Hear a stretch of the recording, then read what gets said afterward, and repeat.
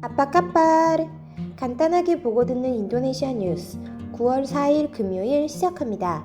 좋아요와 구독 버튼 잊지 마세요. 인도네시아 코로나19 현황입니다. 9월 3일 기준 확진자 수는 전날 대비 3,622명이 증가한 18만 4,268명으로 역대 가장 많은 일일 신규 확진자가 발생하였습니다. 사망자는 전날 대비 134명이 증가한 7,750명, 완치자는 전날 대비 2,084명이 증가한 13만 2,055명입니다. 오늘의 환율 소식입니다. 베체아은행 오늘 오전 8시 기준 US 달러 살 때 14,800루피아, 팔 때 14,830루피아입니다. 루피아 대 하나 정보입니다. 하나은행 오늘 오전 10시 기준 매매 기준율 100루피아에 8.08원으로 측정되었습니다. 이번 주 인도네시아 식자재 가격 동향을 안내해 드리도록 하겠습니다. 품목은 킬로그램당 루피아 기준액입니다. 이번 주 소고기와 설탕의 금액은 전주와 동일하였고 쌀, 닭고기, 마늘, 짜배, 식용유의 금액이 소폭 상승하였습니다. 계란과 방, 메라의 금액은 소폭 하락하였으므로 구입 시 참고하시길 바랍니다. 오늘의 첫 번째 소식입니다. 인도네시아 정부가 인구의 약 3분의 1을 차지하는 저소득층 9,300만 명에게 코로나19 백신을 무료 접종할 계획이라고 밝혔습니다. 에릭 토이르 국영기업부 장관은 건강보험 의료급여 수급자 등 9,300만 명에게 무료 백신이 필요한 것으로 파악됐다며 해당 데이터를 재검증한 뒤 시행할 것이라고 기자회견에서 밝혔습니다. 인도네시아 정부는 내년 초부터 코로나19 백신 접종이 이뤄질 것으로 예상하고 있습니다. 에릭 장관은 올해 연말까지 중국 시노백과 아랍에미리트 G42 헬스케어에서 3천만의 분량의 코로나19 백신을 공급받기로 했다고 설명했습니다. 이들 두 회사는 현재 백신 양성 전 마지막 임상 3상 시험 중입니다. 인도네시아 정부는 의사만 해도 100명 이상이 코로나19 사태로 숨졌기에 의료진과 관련 군경 150만 명에게 백신 접종 우선권을 주기로 했습니다. 또 무료 접종 대상자 가운데서는 노인 등 고위험군의 백신을 먼저 접종할 계획입니다. 에릭 장관은 의료진은 최전선에 있기에 백신을 우선 접종해야 한다며 그들은 우리의 영웅이라고 말했습니다. 그는 또 고소득자는 백신 비용을 자비로 지급해 정부 부담을 덜어야 하고 고용주들은 고용인들의 접종비를 가능한 한 지불해야 할 것이라며 돈을 낸다고 해서 백신 접종 우선권을 주는 것은 아니고 정부가 접종 일정 등을 총괄 계획 마련 중이라고 강조했습니다. 인도네시아 정부는 자체 개발 중인 코로나19 백신 메라푸띠가 전체 백신 수요의 최소 50%를 충족시킬 것이라며 내년 3분기 생산을 목표로 개발 중입니다. 전문가들은 현재 개발 중인 코로나19 백신은 한 번 접종으로 평생 면역력이 생기는 것이 아니라 6개월에서 2년만 효과가 지속해 반복 접종이 필요할 것이라며 정확한 효능 기간은 임상시험뿐만 아니라 접종 후 관찰로 파악해야 할 것이라고 조언했습니다. 다음 소식입니다. 인도네시아 경찰이 자카르타 한 호텔을 급습해 게이 파티를 벌린 50여 명을 체포했습니다. 인도네시아는 동성애를 법으로 금지하진 않지만 코로나19 사태 와중에 이런 파티가 열렸다는데 시민들이 경악했습니다. 자카르타 경찰청은 지난달 29일 새벽 꾸닝안의 아파트 호텔을 급습해 남성 동성애 파티를 조직하거나 참여한 56명을 체포했다고 전날 기자회견을 통해 발표했습니다. 경찰은 단순 참가자 47명은 석방하고 파티를 조직한 9명은 구속 수사 중입니다. 게이 파티를 조직한 이들 9명은 포르노와 음란 행위에 관한 여러 법률 위반 혐의를 받고 있으며 최대 징역 15년형을 선고받을 수 있습니다. 이들은 게이 150여 명이 참여한 왓츠앱 단톡방을 운영하면서 2018년부터 자카르타의 여러 호텔에서 게이 유료 파티를 6차례 개최한 것으로 드러났습니다.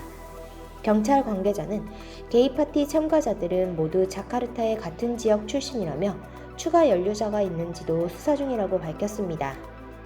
다음 소식입니다. 인도네시아 교통부는 버스 회사의 온라인 티켓 판매 어플리케이션을 통합한 시스템 D패스를 신속히 도입하겠다고 밝혔습니다.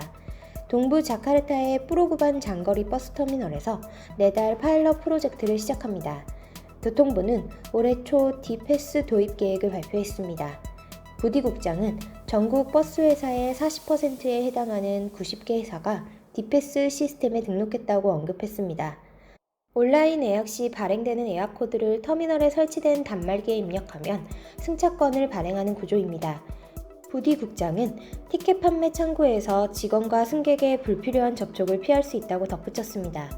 하지만 운행 예정 일자와 경로를 당국에 보고하는 것을 꺼려하는 버스 회사들이 아직 시스템에 등록하지 않고 있는 점들이 향후 해결해야 할 과제입니다. 택시, 버스 회사 등이 가입한 육상운송협회의 아땡 사무국장은 버스 회사의 디지털 능력은 회사마다 다르므로 빠른 디지털화는 불가능하다. 새로운 시스템을 도입하기 위해선 당국의 적극적인 지원이 필요하다고 지적했습니다. 다음 소식입니다. 인도네시아 산업부는 최근 공업단지 입주기업 내에서 코로나19 집단 감염이 발생함에 따라 공단 내 위생규율을 강화할 방침을 나타냈습니다. 산업부 국방지역화 국제산업 액세스국의 도디국장은 산업활동에 대한 이동 허용을 취득한 기업이 매주 제출하고 있는 보고서를 더욱 면밀히 확인하겠다. 이외에도 이동 허용 모니터링 팀과 코로나19 대책본부와의 협력을 강화하겠다라고 말했습니다.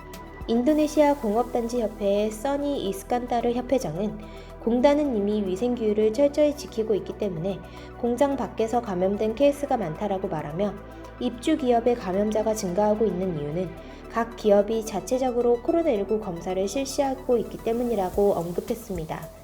써니 협회장은 이어 공장이 폐쇄되면 제조업은 큰 타격을 입는다. 감염자가 확인되더라도 공장을 폐쇄하면 안 된다라고 강조했습니다. 다음 소식입니다.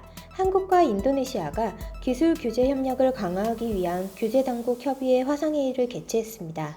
한국 측에서는 무역기술장벽 컨소시엄 소속협회와 단체, 포스코, 삼성전자 등 주요 수출기업 관계자들이 참가했으며 인도네시아 측에서는 표준청, 산업부, 에너지광물자원부가 참여했습니다.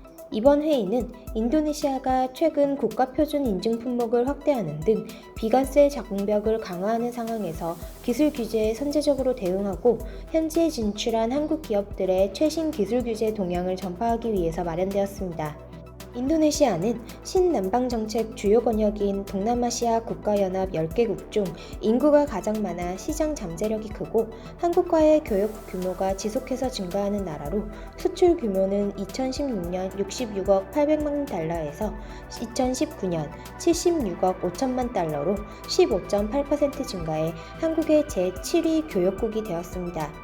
인도네시아는 지난해 11월 한국과 포괄적 경제 동반자 협정을 맺어 자동차 강판용 철강 제품, 석유 화학 제품 등 주요 수출 품목의 관세를 철폐했으나 최근 기술 규제를 통해 무역기술 장벽을 강화하는 추세입니다. 한국의 국가기술표준원은 인도네시아 표준청과의 양자회의에서 인도네시아 측의 SNI 국가표준 인증의 사후관리 주기 완화, 철강 제품 인증 심사 시 제품 표본량 축소, 전기전자 제품의 표본 송부 방식 개선 등 우리 기업의 주로 애로사항 개선을 요청했습니다.